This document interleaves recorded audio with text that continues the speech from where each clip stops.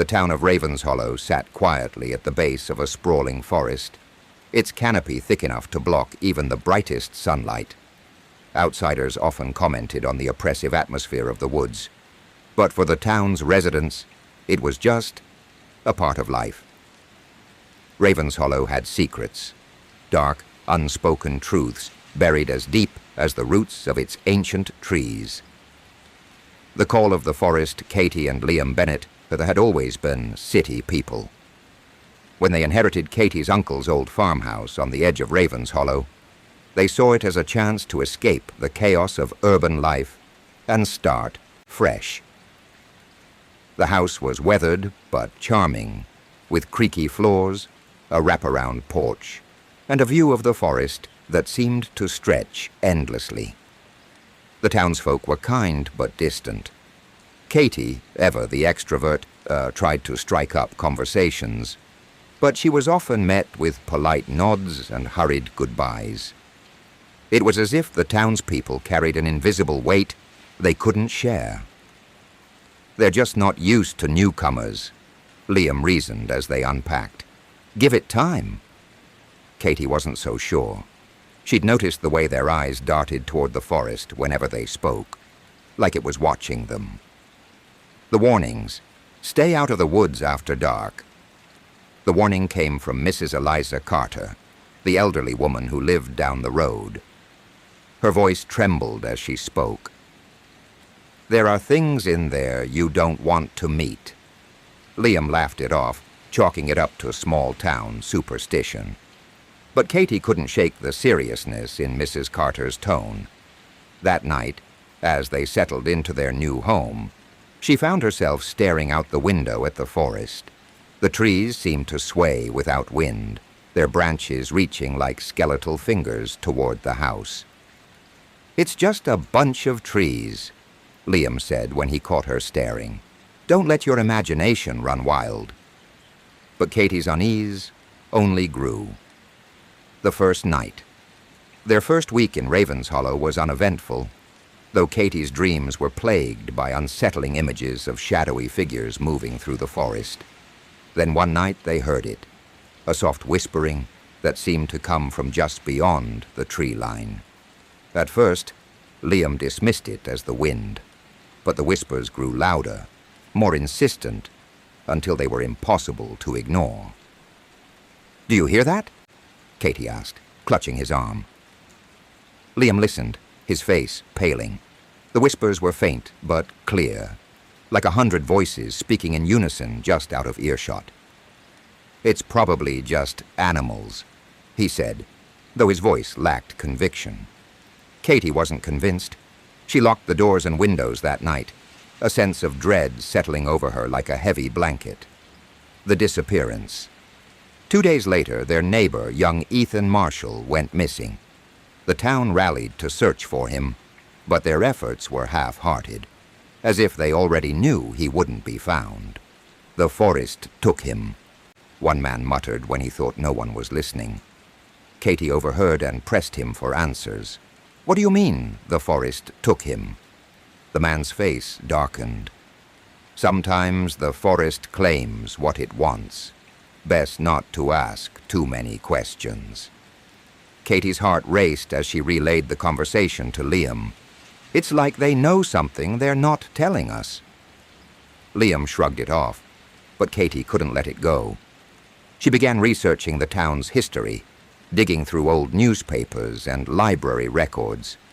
What she found chilled her to the bone. The legend of the Whispering Woods Ravenshollow had always been shrouded in mystery.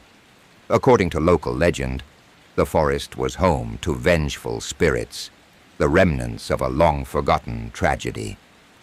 Over a century ago, a group of settlers had vanished in those woods, leaving behind nothing but their empty cabins and eerie whispers that started soon after. Every few years, someone would go missing, always near the forest. The townsfolk avoided the woods at all costs, especially after sunset. Katie's stomach churned as she read account after account of disappearances, each more unsettling than the last. When she shared her findings with Liam, he laughed nervously. "It's just old folklore. People love a good ghost story." But Katie wasn't convinced. Into the woods, the whispers returned that night, louder than ever. They seemed to beckon Katie, calling her name in soft, lilting tones. She tried to ignore them, but something about the voices felt familiar. Against her better judgment, she stepped outside. The forest loomed ahead, its shadows deep and impenetrable. The whispers grew louder as she approached, weaving through the air like a song. "Katie, what are you doing?" Liam's voice snapped her out of her trance. He grabbed her arm, pulling her back toward the house. "Are you crazy? You don't go wandering into the woods at night." "They were calling me," Katie whispered, her voice trembling. "I swear I heard my mother's voice." Her mother had died years ago, but the memory of her voice was unmistakable. Liam's face hardened. "It's not her. Whatever you heard, it's not real." The confrontation. The next day, Katie confronted Mrs. Carter. "What's really going on in this town?" she demanded. The old woman's hands trembled as she poured tea. "The forest is cursed," she said finally. "It takes what it wants. It lures you in with lies, with voices you trust. And once you're inside, you're never seen again." "How do we stop it?"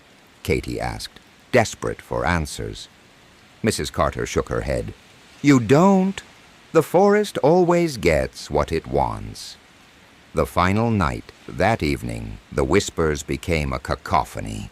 The house shook as if gripped by an unseen force. Katie and Liam huddled together, terrified. "We need to leave," Liam said, his voice firm. "First thing tomorrow." But the forest had other plans. As the clock struck midnight, the front door burst open, and a cold wind swept through the house. The whispers turned to screams, and shadows danced across the walls. "Liam!" Katie screamed as he was pulled toward the door by an invisible force. She grabbed his arm, but the pull was too strong. With a final desperate cry, Liam was dragged into the forest, the darkness swallowing him whole. The aftermath, Katie was found, days later, wandering the forest's edge, her mind shattered. She couldn't remember how she escaped or what happened to Liam. The townsfolk avoided her, their eyes filled with pity and fear. The farmhouse now stands empty, a silent sentinel at the edge of the whispering woods. And at night, if you listen closely, you can still hear the whispers and the desperate cries of those who dared to answer them.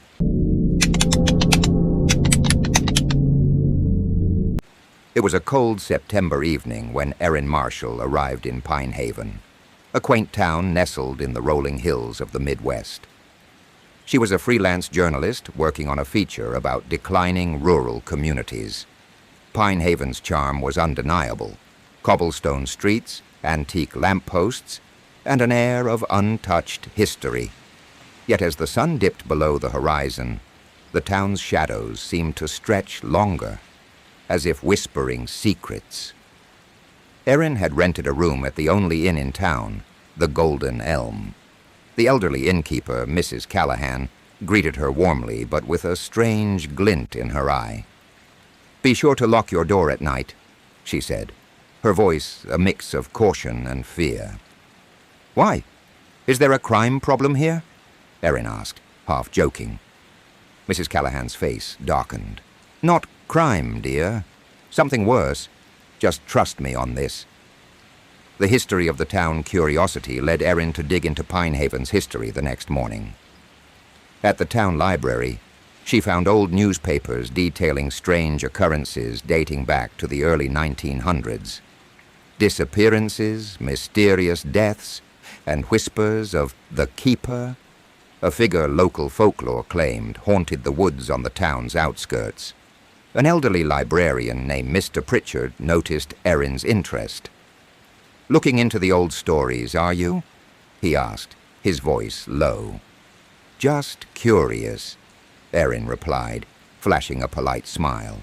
Curiosity isn't always safe in Pine Haven, he warned. The keeper's real. Don't go digging too deep. Erin dismissed his warning as local superstition, but noted the growing sense of unease she'd felt since arriving. For the first encounter that night, Erin couldn't sleep. She sat by the window watching the town below. It was eerily quiet. Not a single light on, not a soul in sight. Suddenly a faint movement caught her eye. At the edge of the woods she saw a figure cloaked in shadow, standing unnaturally still. She grabbed her camera and snapped a photo, but when she looked back, the figure was gone. The next morning, Erin developed the photo on her laptop. The figure was barely visible, but its elongated limbs and hollow face sent chills down her spine. Determined to uncover the truth, she decided to visit the woods that night. Into the woods, Erin waited until midnight before sneaking out. Armed with a flashlight and her camera, she made her way to the forest. The air was dense and the trees loomed like silent sentinels. As she ventured deeper, she noticed strange markings on the trees, symbols she couldn't decipher. A rustling sound made her stop in her tracks. "Hello?" she called out, her voice trembling. There was no reply, just the oppressive silence. Then, a low, guttural growl echoed through the trees. Erin turned her flashlight in the direction of the sound and froze. Standing a few feet away was the figure from the photo. Its hollow eyes seemed to suck the light from her torch. Erin bolted, her heart pounding. But no matter how far she ran, the growl followed. Finally, she burst out of the woods and into the safety of the town. The keeper's legend shaken, Erin confided in Mrs. Callahan the next day. The old woman sighed deeply. "The keeper is the town's curse," she said. "Long ago, this land was sacred to the indigenous people. When settlers desecrated it, they unleashed a guardian, a protector of the land, twisted by anger. It doesn't harm the townsfolk as long as we stay out of the woods. But outsiders like you're fair game." Erin's instincts told her to leave, but her journalistic curiosity wouldn't let her. She decided to investigate further, seeking out residents who might know more. Most refused to talk, their fear palpable. One man, however, agreed to meet her in secret. The old witness, Gregory Harlan, was a recluse who lived on the edge of town. "I've seen the keeper," he admitted, his voice shaking. "It doesn't just watch the woods, it watches us. If you've seen it, it won't stop until you're gone." Erin pressed for details, but Gregory refused to say more. "Leave, girl. Leave before it's too late." The final confrontation. That night, Erin packed her bags, ready to leave. But as she walked to her car, she felt an icy breath on her neck. Turning slowly, she saw the keeper standing at the edge of the inn's property, its hollow eyes fixed on her. She ran to her car, fumbling with the keys, but the engine wouldn't start. The growling grew louder, closer. Erin grabbed her camera, snapping photos frantically as the figure advanced. Just as it reached her, the flash from her camera seemed to stun it, giving her enough time to escape into the inn. Mrs. Callahan found her trembling in the lobby. "It won't stop," she whispered. "Not until you're gone." Escape.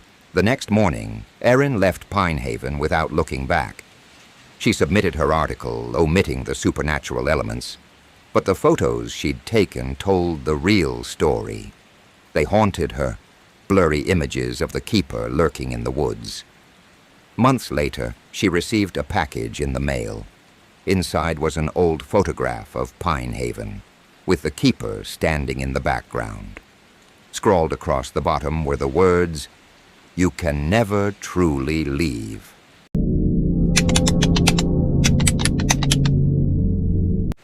Lisa and Greg Bennett had been searching for a quieter life away from the bustling city. When they found a charming farmhouse on the outskirts of Ravenwood, it seemed perfect. Surrounded by dense woods and a picturesque town square, it felt like stepping back in time. The locals were welcoming, albeit a bit guarded. "You'll love it here," the real estate agent had assured them. "It's peaceful. Just don't wander into the woods after dark." Lisa laughed it off. "Why? Is it haunted?" The agent's smile didn't reach her eyes. Just local superstition. An uneasy start. On their first night, Lisa and Greg sat on the porch, enjoying the crisp evening air. As the sun set, the woods seemed to come alive with sounds. Rustling leaves, distant hoots, and something else. A low, guttural hum that neither could place. "Must be the wind," Greg said, though he didn't sound convinced. The next morning, they found strange symbols carved into the trees at the edge of their property. Lisa took photos and showed them to the local diner owner, a kindly woman named Betty. Betty's face paled. "Those aren't something you want to mess with, dear. They're warnings." "Warnings of what?" Lisa asked. Betty hesitated. "Just stay out of the woods, and you'll be fine." Strange occurrences. Over the next week, Lisa and Greg began to notice strange things around the house. Items would go missing and reappear in odd places. At night, they heard faint knocking on the walls, though inspections revealed no source. One evening, while Greg was working late, Lisa heard footsteps outside. She peeked through the curtains and saw a figure standing at the edge of the woods. It was tall, impossibly thin, and motionless. She grabbed her phone to take a picture, but by the time she looked back, the figure was gone. When Greg returned, Lisa told him what she'd seen. He dismissed it as her imagination. "Probably a deer or something," he said. Lisa wasn't so sure. The warning ignored. The next day, Lisa decided to explore the woods. Armed with a camera and a flashlight, she ventured in despite the growing sense of unease. The air felt heavy, and the usual sounds of nature were absent. Instead, there was only silence. She found more of the strange symbols carved into trees, as well as small piles of rocks arranged in intricate patterns. Suddenly she felt a chill run down her spine. Turning, she saw the figure again, closer this time. Its face was obscured, but its hollow eyes seemed to bore into her soul. Lisa ran, tripping over roots and scraping her hands on the ground. When she finally made it back to the house, Greg was waiting for her. "What were you thinking?" he scolded. "You know the locals warned us." "Something is out there, Greg," Lisa insisted. "I saw it." That night the knocking returned, louder than before. Greg went outside to investigate but found nothing. As he turned to head back in, he noticed movement at the tree line. The figure stepped forward, its impossibly long limbs moving unnaturally. Greg froze, unable to look away. The figure raised an arm and pointed at the house. Greg bolted inside, slamming the door behind him. "We're leaving tomorrow," he told Lisa. "Pack whatever you can." But it wasn't that simple. The final night. As they packed, the lights began to flicker. The house groaned as if under immense pressure. From the corner of her eye, Lisa saw shadows moving along the walls. Then came the voice, a deep, guttural whisper that filled the room. "Leave." Greg grabbed Lisa's hand, and they ran to the car. But as they drove away, the figure appeared in the middle of the road. Greg swerved to avoid it, crashing into a ditch. Dazed, they stumbled out of the car, only to find themselves surrounded by more figures emerging from the woods. "What do you want?" Lisa screamed. The figures didn't answer. Instead, they raised their arms in unison, pointing back toward the house. A sudden overwhelming force compelled Lisa and Greg to return. The escape. When they stepped inside, the house was silent. the air thick with menace. On the dining table was a single note scrawled in blood. "This is our land." They grabbed their belongings and left Ravenwood for good. But even miles away, the haunting continued. Lisa would wake up to find symbols etched into the walls of their new home. Greg started seeing the figure in his dreams. The couple eventually separated, unable to cope with the trauma. Lisa moved to a different state, but she still felt watched. One day she received a package with no return address. Inside was a photo of the Ravenwood woods, with a figure standing among the trees. Written on the back was a single word: remember.